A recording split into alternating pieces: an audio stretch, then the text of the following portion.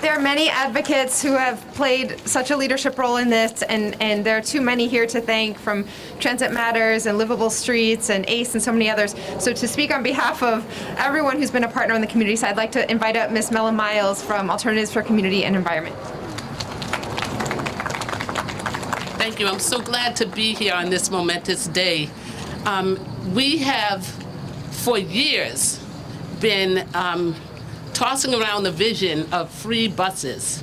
And in that vision, we envisioned how you could reduce the cost of transportation, not just for the person, but by reducing, by changing over to free fares, you could not have, there's no fare evasion. So there's a justice component in that. There's adding, you can't evade a fare if there is no fare.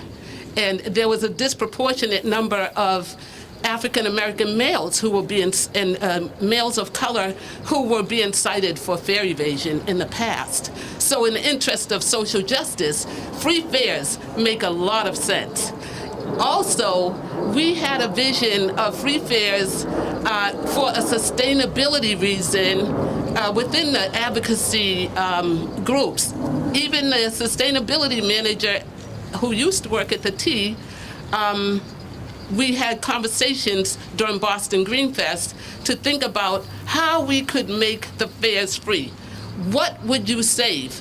That you wouldn't have to maintain the fare gates. I mean, you have fare gates, you count how many people get on, but you also would be able to not have to, all of the costs that were being poured into fare collection could be allocated somewhere else to make the T safer, more efficient, more sustainable, you know, invested in electric buses and things like that. There was 64 hours of people's lives, black people spend 64 more hours on their life per year riding on public transit than white people. Now, that is something that was documented in a study and in research done by the Livable Streets Alliance, one of my groups that we coalesce with. So we are going to add back more time into our life. When the bus moves more quickly, it has less what you call dwell time, sitting around waiting for people to feed money in. And what happens? It moves faster. It reduces the greenhouse gas emissions of that vehicle. So we're really excited about this free bus pilot. We're also excited about the Arboway Yard and the electric buses that are coming along. We're working on that now. Working to make sure that we have a clean, green, and affordable public transit system that is just and that works for all. So we say free the T. We're really excited, and we're really excited about having worked with Mayor Wu on bringing this vision to pass. And we're envisioning when all of the buses are free, not just the 23, 28, and 29, but this is a first step in that process. So we're really excited for the city of Boston, for the planet, and for the people. And I'm so glad to be here today on behalf of ACE, Alternatives for Community and Environment, and the T-Riders Union that I direct during Transit Equity Month that was proclaimed by Mayor Wu when she was then city councilor. So we're focusing on equity right now, and this is part of the process. So we're really excited. Thank you. And we're a couple weeks out from being able to actually hop on the buses for free, but we wanted to come here today. The real purpose is that we're going to visit some of the small businesses in Grove Hall and help spread the word. I've heard from many 28 bus riders that it took a little while for people to realize that this change was coming, and small businesses were one of the best places where they got that information. So I'd like to invite up the director of the Grove Hall Main Streets, Ed Gaskin, to tell us a little bit about what we're going to do next in terms of the walk, but also share any thoughts on behalf of the small businesses in the area.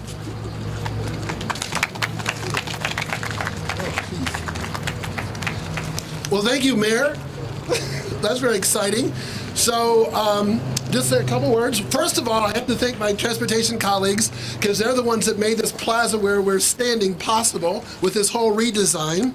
And what I would say very quickly, we appreciate Mayor Wu for taking the steps to make the ridership free in one of Boston's challenged economic hardship. This action makes access to resources such as our COVID testing, which is at Prince Hall Masonic Lodge, or healthcare at the Harvard Street Health Center and Whittier Street, the grocery store, green space, which is available at the Franklin Park.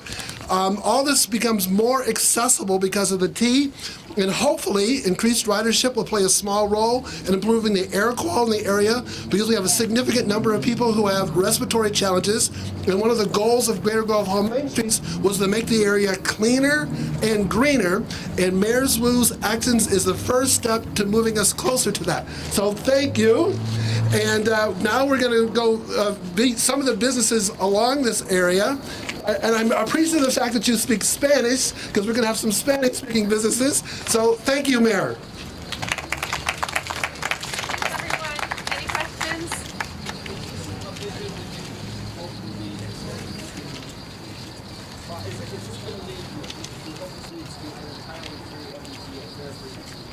So the question is, does this lead to an entirely, or do I hope that this leads to an entirely free MBTA? Absolutely. We've been talking about that for a long, long time.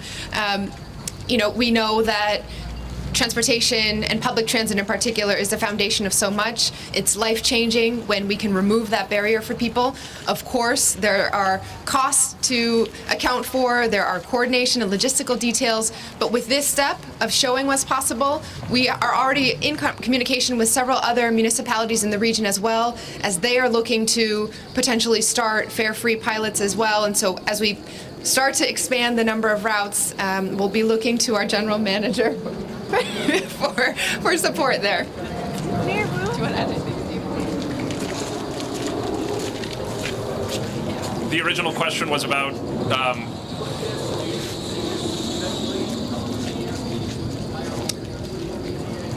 I think there's some, important questions about funding that would need to be answered in the context. I mean, we view this as a pilot.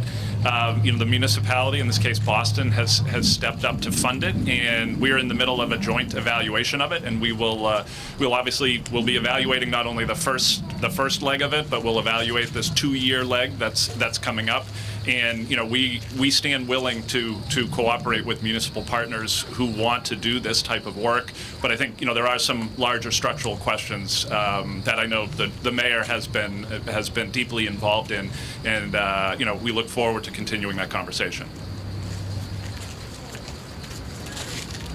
I mean, 2 years is not that long to find $8 million or however many $1 million it's going to cost. I mean, when do you think you'll have a better idea?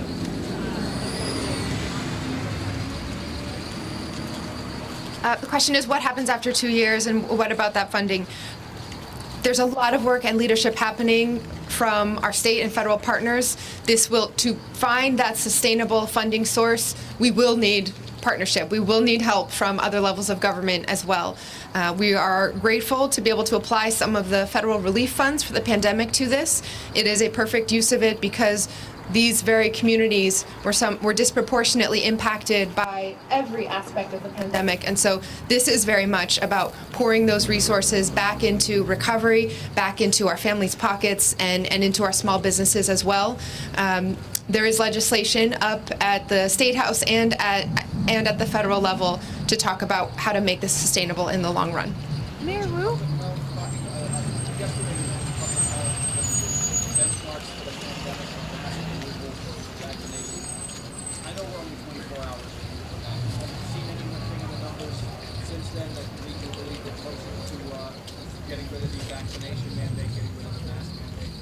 Our numbers are reported weekly. Oh, sorry, I've been told to repeat the question for folks who are watching because they can't hear the questions being asked. So do we see any progress or signs for hope even since yesterday and the numbers coming down, getting closer to lifting some of the requirements?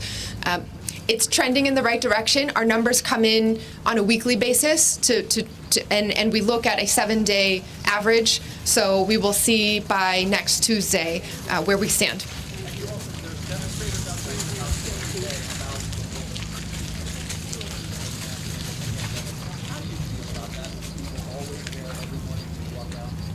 change is hard. Change can evoke a lot of emotion from many folks, but this is why we do it, because when city government takes action, we can do that quickly, we can work in partnership with community, and we can see progress on the issues that so many have been fighting for so long. Mayor Roof, what benchmarks do you plan to use to measure success for this pilot, and how often do you plan to make data like on things like ridership or service improvements public so people can follow progress on it? Question on what metrics will we be watching for success, and how often will we make this data transparent? I mean, I hope often, but I'll defer to Yasha. Mr. Mayor, there's an old man, right? His name's Royal Matt. He stayed at one Hall in apartment 10. He almost died up there. They put him in the mental hospital, the Bedford rehab. His ex-wife is his payee. And he's a good dude. You look into it, because he wants to go home, spend his time at home, and he's going to lose his apartment. His name's Royal Matt. Okay, can you well, let's get your contact information. We'd love to check on him. Thank you. So to answer the question, I mean, I think that there is, in the agreement that we've structured with the MBTA, there's sort of some formal evaluation steps along the way of looking at, ridership, looking at bus performance, looking at just sort of the way that this does or does not impact demand on the system. We certainly saw with the 28 pilot that there was a significant increase in demand after free fares went into effect, and so we're going to be looking at all of that. So we have some formal reporting steps. I believe that there is that there'll be an interim annual report at the middle of the 2-year mark, and then a kind of wrap-up report at the end. A lot of data is already available on core MBTA metrics, on ridership, and in some cases on performance of the bus itself, available via the MBTA and via some of the advocacy organizations like Transit Matters that collect and aggregate that data. We're also going to be looking at the impact of this as best we can on residents and on the communities who are benefiting from this. Some of that is going to be quantitative, trying to see if we can measure economic impact, whether it has benefits to local businesses along these routes. Some of it will be more qualitative and talking to people, understanding their experiences, understanding their perception of the bus, how it's changed in one way or another as a result of this program. So I think it's going to be an ongoing set of evaluation, and we will be happy and excited to talk about it and share more information as we go through this process. Mayor, many of us were here, I think, when you announced this, literally 2 weeks after your election. I think we were in Dorchester as well. It's obviously taken a little bit to get here. There were some restrictions with the FTA. Can you talk about, I know we're still talking about funding, what steps have you taken since that initial announcement to get to today? It's really been such a collaborative effort, and again, so much love to BTD and the MBTA, and even our partners at the FTA and at the Secretary of Transportation's cabinet. I haven't even been involved in a fraction of the conversations that have been ongoing, but there was some question about what the length of the pilot could be, and again, very grateful that that could be resolved so we could have a longer pilot beyond 6 months. It will take time, one, for residents to know what's happening and to be able to build this into their daily lives, 2, for businesses to make decisions, and for 3, for us to really see the impact of that across multiple seasons and multiple years. So it was really important that we could have that longer time frame, just like the city of Lawrence did. They have now gone past their first 2-year pilot onto their next 2 years, and it's been life-changing over there as well.